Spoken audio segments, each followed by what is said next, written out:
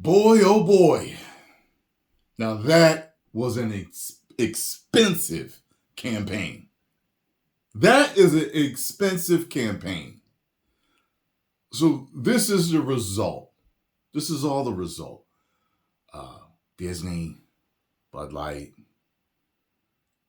It's the result of companies not marketing to their consumer base, their main consumer base. That's the main issue with it. Like, if I had seen Dylan in a L'Oreal commercial, I wouldn't have batted an eye because I know trans women use makeup. And when I saw Bud Light, I was like, well, I know trans women drink beer, but it's not the consumer base. They're not the consumer base for Bud Light. See, trans women, they transition to women, and women use a lot of makeup, so I get that.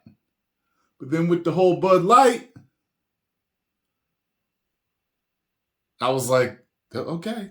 Now, I personally, when I first saw it, I didn't know that it was going to cause such an uproar. But when I started seeing guys taking out guns and shooting Bud Light and people not buying, and I was just like, well. You know, people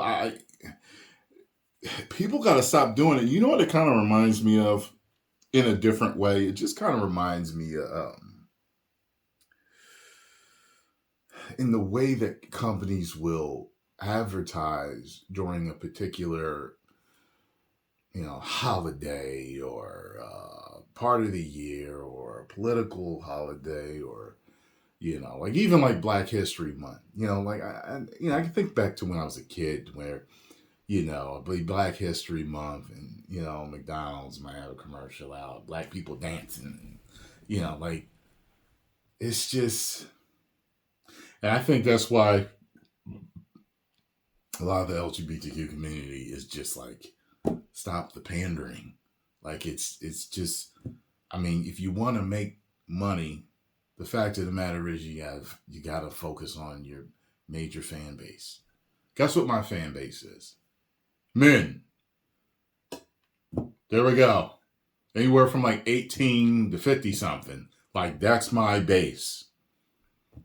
If I start selling makeup and doing makeup tutorials, and I'm not talking about Joker makeup, I'm talking if I started doing makeup tutorials, eyeliner and all that, I'm going to lose a ton of my base.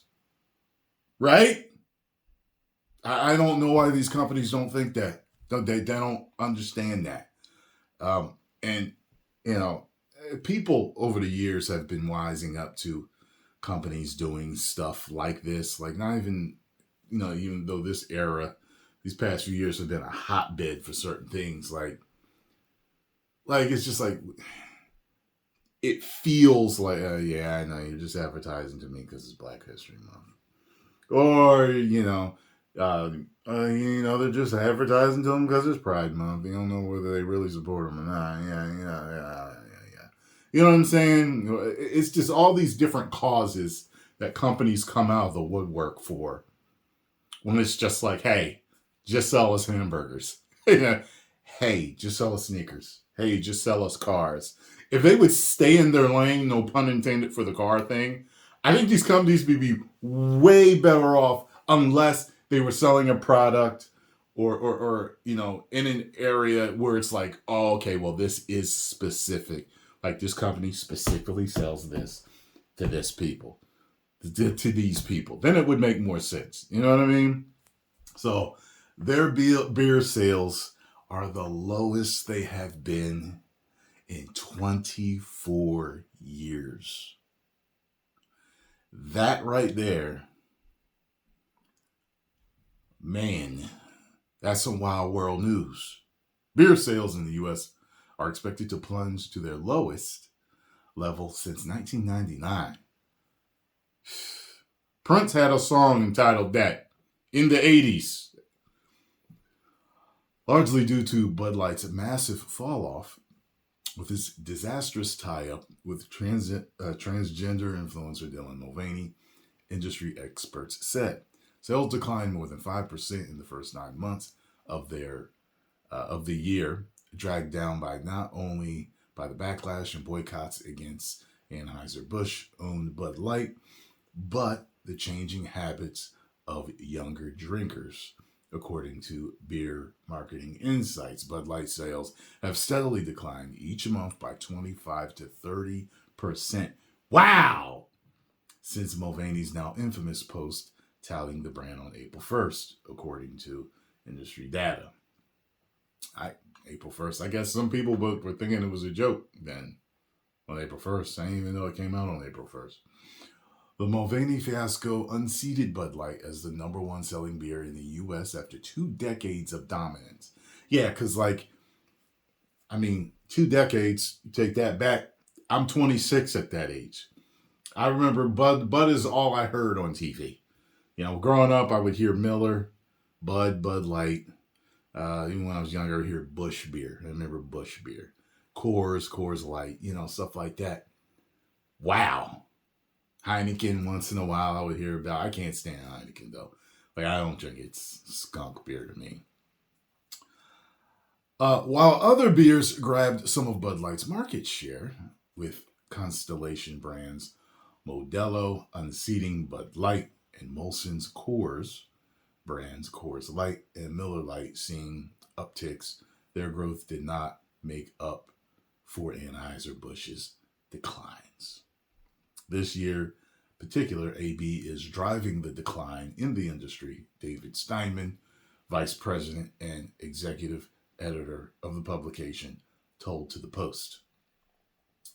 It's really interesting to me. It makes me think about, the comic book industry. It's like your fan base is young to middle-aged men. And it's a huge bulk of it. But then you start focusing on only female characters or something. That's not your base. That's not your base. Why? It's the same thing. Anheuser-Busch owned brands, which include Budweiser, Michelob Ultra, and Busch. Oh, they own Busch too. Okay. They have cornered the market, huh? They've cornered it for a while. Have also been hurt by the boycotts and represented 35% of all beer shipments and wholesalers in the U.S. Meanwhile, Molson, Coors, and Constellation's growth accounted for just 30% of Anheuser-Busch's losses, according to Steinman.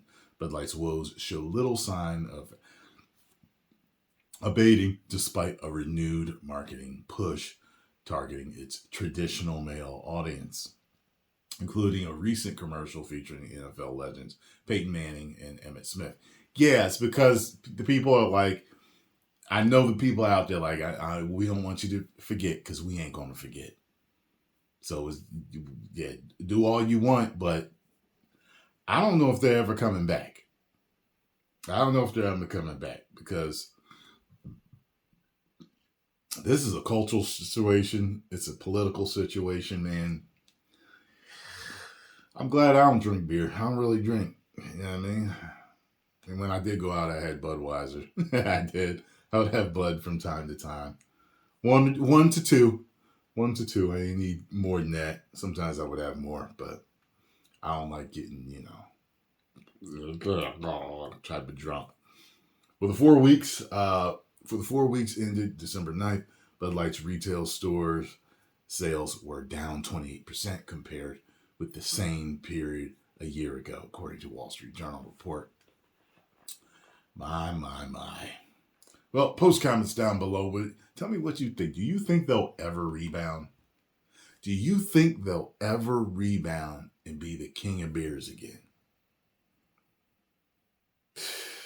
At this point, I can't see it happening. Because I think they're the first company where people really put their foot down. It was like, no.